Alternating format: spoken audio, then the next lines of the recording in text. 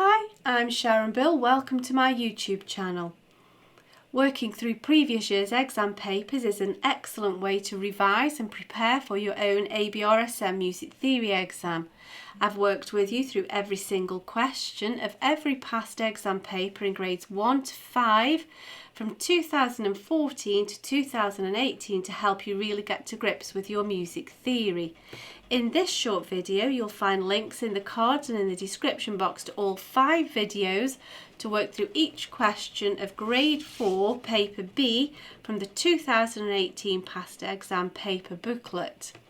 Grade 4 draws upon all of the new information in the Grade 4 Music Theory and Practice workbook in addition to the information covered in the previous grades. If you click on the link to the playlist in the description box, you'll find videos where I work with you step by step through each question in the workbooks. As an additional help, if you go to my website, you can download some free PDF information sheets which accompany each step of this series to help you. There's also a page on my website with all of my YouTube videos listed there, and you can also find out about the books that I have available. I've written an exam technique guide, how to take your ABRSM Music Theory exam. It's full of tips and techniques on how to best be prepared for your exam and also how to make the best use of your time come exam day.